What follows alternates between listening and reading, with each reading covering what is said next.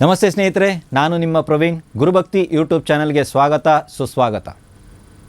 ದುಡ್ಡಿದೆ, ಸಂಪಾದನೆ ಇದೆ, ಎಲ್ಲವೂ ಇದೆ. ಆದರೆ ಅನಾವಶ್ಯಕ ಖರ್ಚುಗಳು ಜಾಸ್ತಿ ಇದೆ. ಫಾರ್ ಎಕ್ಸಾಂಪಲ್ ಏನಾಗುತ್ತಂದರೆ, ನಾವು ದುಡಿತೀವಿ, ಸೇವಿಂಗ್ಸ್ ಆಗ್ತಾಯಿಲ್ಲ. ಎಲ್ಲೋ ಒಂದು ಕಡೆ ನಾವು ಸೇವಿಂಗ್ಸ್ ಮಾಡೋಕ್ಕಾಗ್ತಾಯಿಲ್ಲ. ಈ ತಿಂಗಳಿಗೆ ಏನು ಬೇಕೋ ನಾನು ದುಡ್ದಿದ್ದೀನಿ, 100% ಪಕ್ಕ. ಬರೋ ತಿಂಗಳಿಗೆ ಅದು ಪಕ್ಕ, ನಾನು ದುಡಿತೀನಿ, ಎಲ್ಲವೂ ಪಕ್ಕ. ಆದರೆ ನೀನು ಏನಾದರೂ ಜೀವನದಲ್ಲಿ ಸಾಧಿಸಿದ್ಯಾಪ್ಪ, ಏನಾದ್ರು ಮಾಡ್ಕೊಂಡಿದ್ಯಾ, ನಿನಗೆ ಅಂತ ಒಂದು ಜಮೀನು, ಒಂದು ಜಾಗ, ಒಂದು ಆಭರಣ ಏನಾದ್ರು ಮಾಡ್ಕೊಂಡು ಒಂದು ಗಾಡಿ ತೊಗೊಂಡು, ಏನೂ ಇಲ್ಲ. ಯಾಕಪ್ಪ? ಯಾಕಂದರೆ ಸೇವಿಂಗ್ಸ್ ಇಲ್ಲ.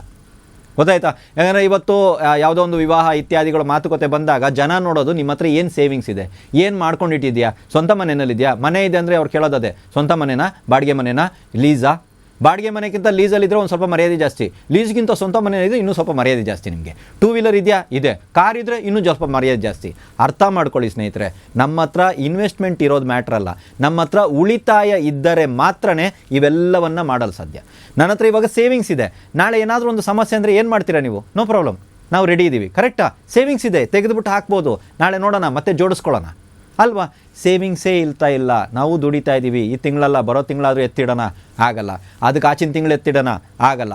ಸೊ ಸೇವಿಂಗ್ಸೇ ಮಾಡೋಕ್ಕಾಗಲ್ಲ. ಇದರಲ್ಲಿ ಮುಖ್ಯವಾದಂಥ ವಿಚಾರ ತಿಳ್ಕೊಳ್ಳಿ, ಬರೀ ಖರ್ಚಾಗುತ್ತೆ ಅಂತ ತಗೋಬೇಡಿ. ಸೇವಿಂಗ್ಸು ನಿಮ್ಮ ಲೈಫಲ್ಲಿ ಮಾಡೋಕ್ಕಾಗಲ್ಲ. 100 ರೂಪಾಯಿ ದುಡಿದ್ರೂ ಖರ್ಚಾಗುತ್ತೆ, 1000 ದುಡಿದ್ರೂ ಖರ್ಚಾಗುತ್ತೆ, 10,000 ದುಡಿದ್ರೂ ಖರ್ಚಾಗುತ್ತೆ. ಅರ್ಥ ಆಯ್ತಲ್ವಾ? ಎಷ್ಟೇ ದುಡಿ ಖರ್ಚಾಗುತ್ತೆ.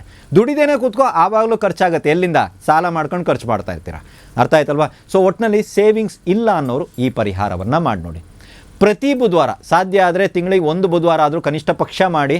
ಇಲ್ಲ ಗುರು ನಾವು ಪ್ರತಿ ಬುಧವಾರ ಮಾಡ್ತೀವಿ ಅಂತ ಹೇಳಿದ್ರೆ, ಆಕಳಿಗೆ ಧನಿಯಾ ಕಾಳು ಅಥವಾ ಕೊತ್ತಂಬರಿ ನೀವು ತಿನ್ನಿಸೋದಕ್ಕೆ ಪ್ರಾರಂಭ ಮಾಡಿ. ಕೊತ್ತಂಬರಿ ಸೊಪ್ಪು ಇದೆಯಲ್ಲ, ಅದನ್ನು ತಿನ್ನಿಸ್ಬೋದು, ಅಥವಾ ಧನಿಯಾ ಕಾಳನ್ನು ಕೂಡ ನೀವು ತಿನ್ನಿಸ್ಬೋದು ಆಕಳಿಗೆ. ಅಥವಾ ಇದು ಆಗಲ್ಲ ಅನ್ನುವಂಥವ್ರು ಪ್ರತಿ ಶುಕ್ರವಾರ ಲಕ್ಷ್ಮೀ ಪೂಜೆ ಇತ್ಯಾದಿಗಳನ್ನು ನೀವು ಮಾಡುವಂಥ ಒಂದು ಅಭ್ಯಾಸ ಇರುತ್ತೆ. ಎಲ್ರಿಗೂ ಇದೊಂದು ಅಭ್ಯಾಸ ಇರುತ್ತೆ, ಲಕ್ಷ್ಮಿ ನಮಗೆ ಬೇಕೇ ಬೇಕು. ಸೊ ಲಕ್ಷ್ಮೀ ಪೂಜೆ ನೀವು ಮಾಡೇ ಮಾಡ್ತೀರಾ. ಆಗ ಏನು ಮಾಡಿ ಅಂತ ಹೇಳಿದ್ರೆ, ಆ ಲಕ್ಷ್ಮೀ ದೇವಿಯ ಸಮ್ಮುಖದಲ್ಲಿ ಸ್ವಲ್ಪ ಧನಿಯಾ ಕಾಳನ್ನು ಇಟ್ಟು ತಾಯಿಗೆ ಪೂಜೆ ಮಾಡಿ ನೋಡಿ, ನಂತರ ನನಗೆ ಹೇಳಿ. ಮನೆಯಲ್ಲಿ ಸೇವಿಂಗ್ಸು ಪ್ರಾರಂಭ ಆಗುತ್ತೆ. 1 ರೂಪಾಯಿ ಸೇವಿಂಗ್ಸ್ ಅಂದರೆ ನೆನ್ಪಿಟ್ಕೊಳ್ಳಿ, ಲಕ್ಷಾಂತರ ರೂಪಾಯಿ ಅಲ್ಲ, 1 ರೂಪಾಯಿ ಕೂಡಿ ಇಟ್ಟಿದ್ದು ಅಂತಾರಲ್ಲ, ಆ ರೀತಿ ನಿಮ್ಮ ಮನೆಯಲ್ಲಿ ತಾಯಿ ಲಕ್ಷ್ಮಿ ಸ್ಥಿರವಾಗಿ ನೆಲೆಸೋದಕ್ಕೆ ಪ್ರಾರಂಭ ಆಗ್ತಾಳೆ. ಇವಾಗಲೂ ಇದ್ದಾಳೆ ಲಕ್ಷ್ಮಿ, ಇಲ್ಲ ಅಂತಲ್ಲ. ಅತಿಥಿ ಬಂದರು ಹೋದರು ಅಲ್ವಾ? ಎಲ್ಲರ ಹತ್ರ ಇದ್ದಾರೆ ಲಕ್ಷ್ಮಿ, ಯಾರ ಹತ್ರನೂ ಲಕ್ಷ್ಮಿ ಇಲ್ಲ ಅನ್ನೋಂಗಿಲ್ಲ. ಒಬ್ಬರ ಹತ್ರ 10 ರೂಪಾಯಿ ರೂಪದಲ್ಲಿರ್ಬೋದು, ಒಬ್ಬರ ಹತ್ರ 100 ರೂಪಾಯಿ ರೂಪದಲ್ಲಿರ್ಬೋದು, ರೂಪ ಬೇರೆ ಇರ್ಬೋದು. ಲಕ್ಷ್ಮಿ ಇರೋದು ಸತ್ಯ, ಎಲ್ಲರ ಹತ್ರ ಇದ್ದಾರೆ. ಸೊ ಅದಕ್ಕೋಸ್ಕರ ನಾನು ಹೇಳ್ತೀನಿ, ಸ್ಥಿರಲಕ್ಷ್ಮಿ ಪ್ರಾಪ್ತಿಗೆ ಬುಧವಾರದಂದು ಆಕಳಿಗೆ ಕೊತ್ತಂಬರಿಯನ್ನು ಅಥವಾ ಕೊತ್ತಂಬರಿ ಬೀಜವನ್ನು ಅಂದರೆ ಧನಿಯಾ ಕಾಳನ್ನು ತಿನ್ನಿಸುವಂಥ ಪ್ರಯೋಗವನ್ನು ಮಾಡಿ. ಇದಾಗಲ್ಲ ನಮ್ಮ ಕೈಯಿಂದ ಅಂದರೆ ಶುಕ್ರವಾರ ಪೂಜೆ ಮಾಡ್ತೀರಾ. ಇಲ್ಲ ನಾನು ತಿಂಗಳಿಗೆ 1 ಶುಕ್ರವಾರ ಮಾಡ್ತೀನಿ, ಪರವಾಗಿಲ್ಲ. ನೀವು ಯಾವಾಗೆಲ್ಲ ಮಾಡ್ತೀರೋ ಲಕ್ಷ್ಮಿಗೆ ಸ್ವಲ್ಪ ಧನಿಯಾ ಕಾಳನ್ನು ಇಟ್ಟು ಪೂಜೆ ಮಾಡೋದನ್ನು ಪ್ರಾರಂಭ ಮಾಡಿ.